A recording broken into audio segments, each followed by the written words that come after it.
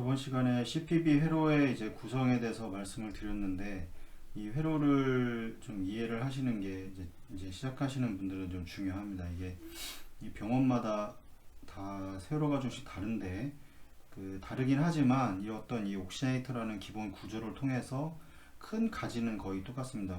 크게 이제 비너스 드레인이 있을 거고, 이 드레인과 그 다음에 이제 옥시네이터를 지나서 이 이제 그 세츄레이션 된 혈액이 이제 에올타로 들어가는 이 과정에서 큰 줄기가 있고, 이제 여기에서 이 어떤 분지들이 생기는지, 어떤 가지들이, 어떤 브랜치들이 이렇게 뻗어 나가는지, 그런 거를 좀 이해를 하시면 좀 그 회로를 이해를 하시는데 큰 어려움은 없을 겁니다. 항상 좀 그려 보시고, 자기 병원에 있는 회로는 눈을 감고도 좀 그릴 수 있어야 됩니다. 그래서 예전에 말씀을 드렸지만 저랑 이 관계되어 있는 선생님들한테는 맨날 이제 회로를 처음에 다 그려보라고 얘기를 하고, 이 3A 스탑콕 하나까지 어디에 연결되는지, 몇 개가 들어가는지, 각 병원에 이제 그런 것들이 다 어떤 루틴들이 있기 때문에 그 루틴에 맞게 그 회로를 꼭 그려보시고, 꼭 이미지 트레이닝 하는 것처럼 이 회로가 어떻게 구성되어 있는지를 꼭 이해를 하고 넘어가셔야 됩니다. 그렇지 않으면 계속해서 셋업이라던가 이런 것들이 어려움을 느끼게 되고 그냥 따라만 하는 뭐 이런 것들을 하게 되는데, 그런 거를 방지하기 위해서는 이제 꼭 회로를 한번 집에서 그려보시고, 그려보셨으면 이게 가장 회로를 이해하는데 가장 좋은 방법이라고 생각을 합니다. 실제로 수술을 뭐 그냥 이거는 이제 모식도를 좀 그려놓은 건데, 혹시 이제 리저버가 있고, 뭐 이제 어떤 센트리퓨갈 펌프인지 아니면 뭐 롤러 펌프든 이렇게 해서 이제 사용을 하게 되고, 이 비너스의 이제 SBC와 보통 캐놀레이션은 이제 SBC와 이 IBC에서 이제 바이카발로 이제 진행을 하거나, 아니면 이제 여기 아래 오리클을 통해서 스테이지가 두 군데로 이제 이렇게 홀이 되어 있고, 이제 이 엔드홀에 있는 들어와서 이런 식으로 하나는 RA, 하나는 IBC, 이런 식으로 해서 이제 투 스테이지라고 그러는데, 이 투 스테이지 이제 비너스 이제 캐놀라를 이용을 해서 이제 드레인을 보통 이제 시키게 됩니다. 그러면 뭐 바이카발이면 이제 이렇게 Y로 해서 이제 연결을 해서 이제 드레인을 시키게 될 것이고, 만약 싱글이라고 그러면 이제 이 라인 하나만 올라가겠죠. 이렇게 하나만 해서 연결을 해서 드레인을 하게 되고, 그럼 여기 이제 테이블의 위치와 이 리저버의 위치가 높이 차이가 있어야 됩니다. 항상 이건 지금 그냥 평면도기 때문에 보시면 그냥 일자처럼 평면으로 돼 있다고 생각을 하는데, 이 심장 테이블에서 위치와 이 리저버에서 위치가 이제 높이 차이가 있는데, 그거를 이제 H2O 센티미터 이제 H2O 뭐 이런 식으로 얘기를 하는데, 이 어떤 낙차가 있어야 됩니다. 그래서 이 사이폰 이제 이펙트라는 어떤 낙차를 사이폰 이펙트라는 거를 활용하기 위해서는 이 심장과 이 드레인 되는 거와 이제 리저버에서 이제 드레인 되는 거의 높이 차이가 최소 60cm 이제 H2O의 이 높이는 되어야지 이 내추럴 드레인이 된다고 이렇게 얘기를 합니다. 뭐 높으면 높을수록 더 되는데, 아주 계속해서 높아진다고 잘 되는 건 아니고, 60cm H2O에서 100cm 이 H2O 이 사이의 범위 내에 있으면 이제 내추럴 드레인이 된다고 이제 이야기를 하고, 그러면 이제 이 RA로 들어오는 혈액은 다 아시다시피 전신을 이제 순환하고 조직에 산소를 공급을 해주고, 그 다음에 뭐 다시 되돌아오는 혈액이 이제 SBC와 IBC에서 올라오는 혈액을 이제 드레인을 시키게 되는데, 이거는 이제 디세츄레이션이라고 보통 얘기하는데, 이 세츄레이션이 이제 산소가 이제 조직에 주고 나서 이 아트리얼보다는 산소를 이제 뺏기고 온, 주고 온 이런 과정에서 이 포화도가 좀 떨어지게 됩니다. 이 SbO2가 이제 SaO2보다는 떨어지게 되는데, 이걸 드레인을 리저버로 받아서 이게 펌프가 이제 혈액을 이동시키는 이제 이 힘을 여기 이 센트리퓨갈 펌프나 아니면 롤러 펌프를 이용해서 이제 그 혈액을 운반을 하게 되고, 그 과정에서 이제 이거는 이제 힛 익스체인저입니다. 이제 익스체인저인데, 여기서 이제 체온 조절을 하게 되고, 여기에 또 이제 이렇게 장비가 크게 이 히터, 이 쿨러라는 이 큰 장비가 하나 또 이렇게 연결이 되게 됩니다. 이렇게 어떤 라인을 통해서. 그래서 체온을 이제 지속적으로 그 이제 조절을 하게 됩니다. 뭐 내릴 수도 있고 이제 올릴 수도 있고, 이 수술에 따라서 이 체온 조절 범위가 좀 달라지게 되는데, 이 그런 부분에 대해서도 좀 계속해서 그 하시다 보면 이제 공부를 하시게 되고, 그다음에 이제 알게 되고, 체온을 그 조절된 혈액이 이제 이 옥시네이터라는 이 산화기에서 지금 보시면 이렇게 이제 F2는 이제 산소의 그 어떤 이 분압인데, 이게 0.21에서 이제 1.0까지 21%에서 100%까지 산소를 조절할 수가 있고, 여기에는 직접적으로 CO2를 직접적으로 주지는 않습니다. 왜 그러냐면 이 공기 중에 이 CO2가 한 0.3%밖에 안 되기 때문에 이 CO2 자체를 넣어주지 않고, 그냥 이제 우리 있는 공기, 이 공기에는 질소와 뭐 산소와 뭐 여러 가지가 있겠죠. 이거를 그냥 혼합해서 그 F2와 혼합해서 이 가스 블렌더에 이제 넣어주게 됩니다. 그러면 그 이제 가스 블렌더는 보통 그 보시면 이렇게 이 할로 파이버, 이게 다공성 막이라고 하는데, 일로 이제 공기가 지나가고 이쪽은 혈액이 지나가면서 이 지나가는 이 공기에서의 그 가스의 이 분압차와 이 분압과 이 혈액 속에 있는 이제 가스의 분압이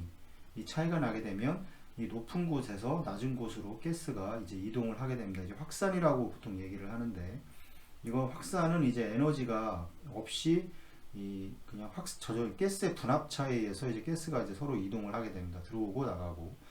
그러면 이제 여기서는 이 혈액은 그 산소가 부족한 혈액이겠죠. 이거 들어가서 이제 올라가면 여기에서 이제 산소를 공급을 해주면, 산소는 이제 혈액에 산소를 공급을 해줄 것이고, 이 혈액 내 CO2는 이제 밖으로 제거를 하는 이제 이런 과정을, 이제 가스의 이제 그 확산에 대해서 교환을 하는 이런 과정을 거치게 되는데, 뭐 제 그 유튜브에도 아마 이런 내용들이 아마 있을 겁니다. 그래서 이 옥시네이터를 지난 혈액은 이제 100% 이제 세츄레이션 된 이 혈액이 이제 지나가게 됩니다. 그래서 이걸 지나가서 이제 바로 이제 이 에올타에 캐뉼레이션을 해서 주는 게 아니고, 이 중간에 이제 아트리얼 필터라는 이 필터라는 어떤 그 안전장치가 하나 있습니다. 이 안전장치는 왜 필요하냐면, 그래서 이제 공기라던가 이게 회로를 통해서 공기가 넘어가는 거를 제거를 해주고,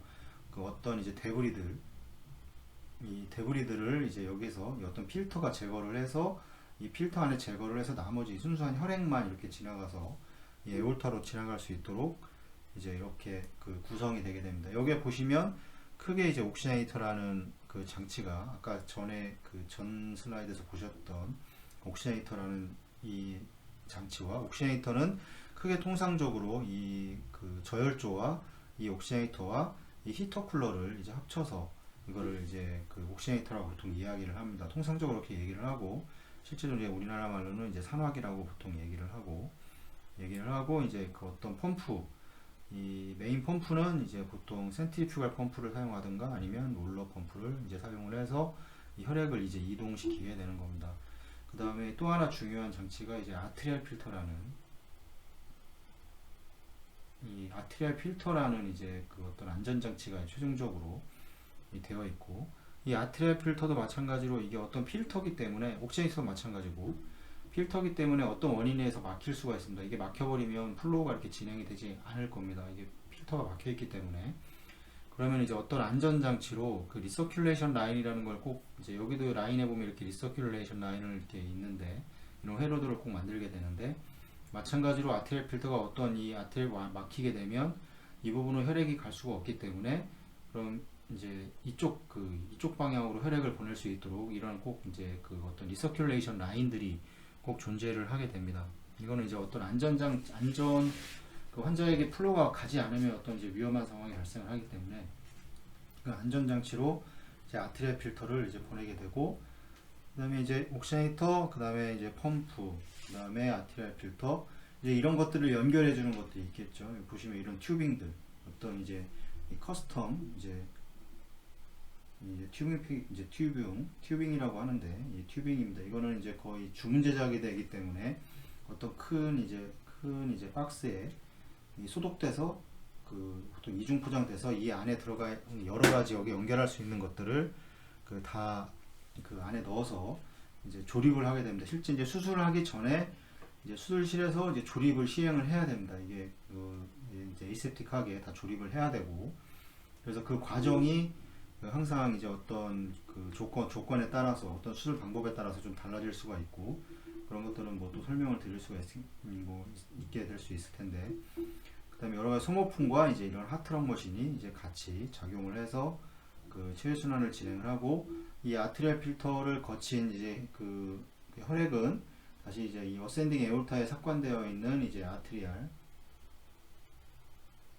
이 캐놀라를 통해서 이 캐놀라를 삭관을 통해서 이제 관류를 해주게 되고, 이제 이거는 이제 카디오플레지아를 주입하기 위한 이제 루트, 보통 이제 캐놀라라고 하는데, 이런 캐놀라들을 이용을 해서 이거는 이제 보시면 여기 카디오플레지아가 이렇게 이제 주입하게 되는 라인들이 이제 또 어떤 소모품들을 연결을 하게 되는데, 이제 카디오플레지아를 통해서 이제 이 코로나리로 이 포타슘, 이 높은 농도의 포타슘을 주입을 해서 이제 이완을 시키게 됩니다. 심장을 이완을 시키고 이 정지를 시키게 되는데, 이 심정지 하는 과정은 심정지의 목적은 이제 결국에는 이런 심근들의 보호입니다. 프로텍션입니다. 그래서 이 체온도 낮추고 가장 낮은 온도, 되게 상당히 낮은 온도로 주게 되고, 이 낮은 온도와 그 다음에 이제 이완이라는 이런 과정을 거쳐서 이거를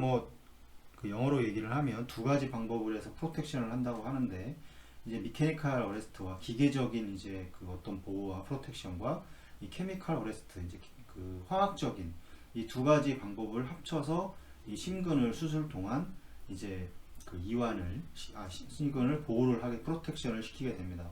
만약에 수술은 잘 끝났는데 이런 심근을 보호를 제대로 하지 못했다 그러면 이게 심장이 뛰지 않으면 이제 이게 문제가 되기 때문에 꼭 이 가장 중요한 이 심근 보호, 카디오플레지아의 이런 어떤 주입과